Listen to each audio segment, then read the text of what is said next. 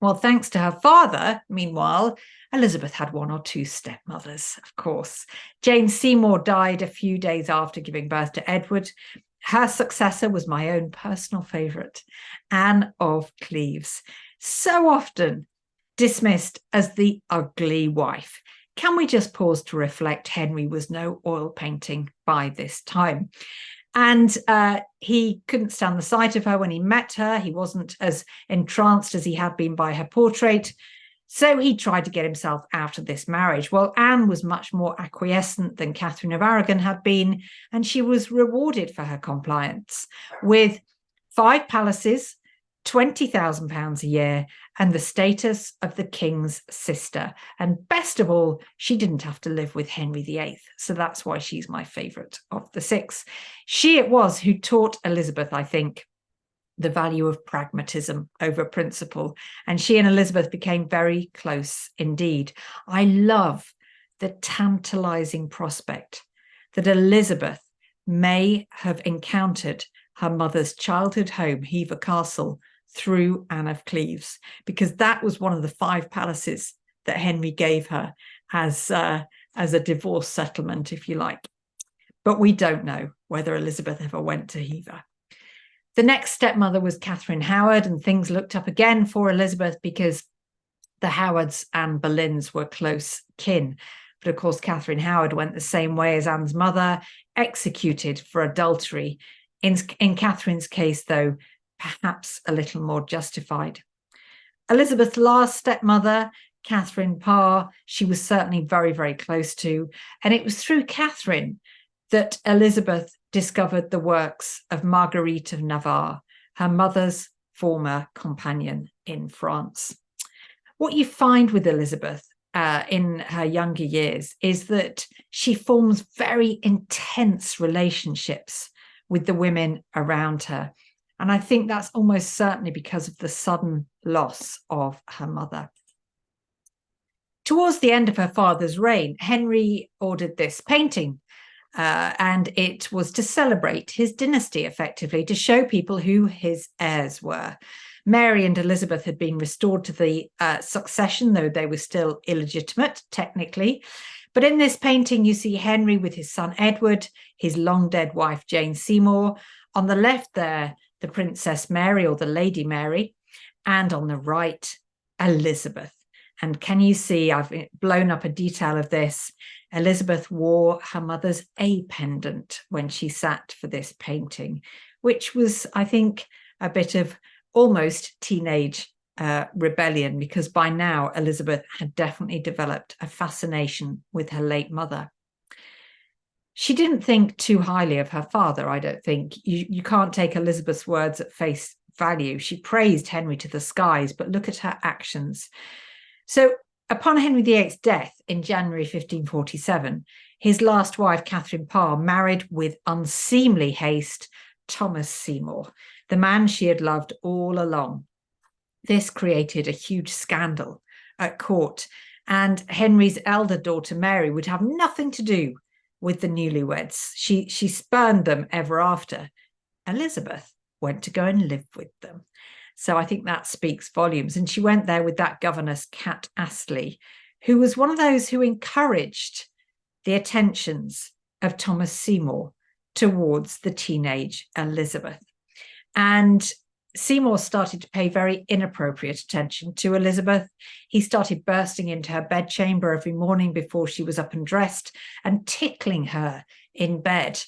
Well, Catherine Parr seems to have thought this was harmless fun. In fact, she colluded with it. She held Elizabeth down on one occasion while Seymour, her husband, cut Elizabeth's dress into 100 pieces.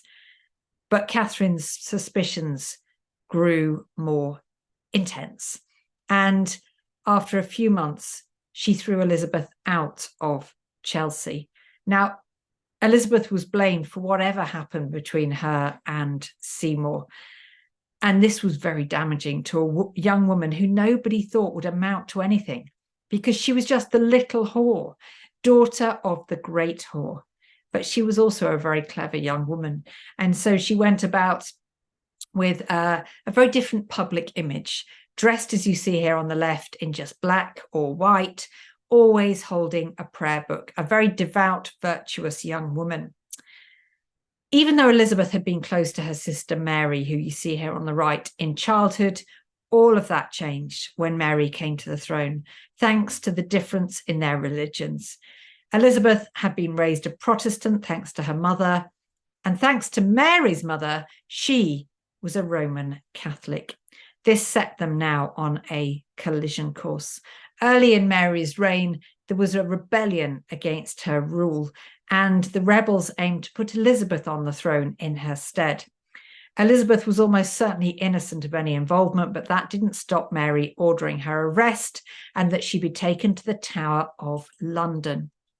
Can you imagine Elizabeth's terror at this prospect? It was the place where her mother had spent her final days. She tried everything to avoid being taken to the Tower, including writing the letter that you see here on the left. It's known as the Tide Letter because Elizabeth wrote it at Whitehall Palace, and she did so to buy herself some time. She knew it was only safe to go by river to the Tower at certain times of the day, and then there were rapids under London Bridge. So the longer she took over this letter, she knew the less chance they would catch the tide. So it's known as the Tide Letter. Well, the other thing that's clever about this letter is those lines scored diagonally across the last page. They show that Elizabeth was fully aware of the danger of court life, and that if you left a blank space on a document, somebody could come and forge your writing and add something incriminating. Well, the letter did buy Elizabeth a bit of time, but she was still taken to the Tower the next day. Worse still, she was housed in the same apartments where her mother had spent her final days, just to ramp up the terror for poor Elizabeth. She was allowed to exercise, though, as far as the Beauchamp Tower, where those 5 men condemned for adultery with her mother had been kept, or at least some of them. And one of those men had carved Anne's falcon emblem into the stone. As you see, that's something that you will still see if you go to the Tower of London today. Well, Mary eventually conceded there was no evidence against her sister and she ordered her release, but she waited until the 19th of May, the anniversary of Anne Boleyn's execution, just to twist the knife a little more. Against all the odds, Elizabeth came to the throne in November 1558, and everybody expected she would immediately have her mother reburied, because Anne had been laid to rest in the chapel of St. Peter ad Vincula inside the Tower, described as the final resting place of traitors. 3 queens of England, by the way, are buried here. It's where I got married a few years ago, but not exactly a fitting resting place for a beloved mother, a Queen of England, you would think. I should say that every 19th of May, the anniversary of Anne's death, red roses are delivered to the Tower with the instructions that they be laid to the memorial to Anne at the high altar of the church. And that has happened every year since 1850. It's an anonymous bequest, and I can tell you, even though I'm chief curator at the Tower, I don't know who sends them.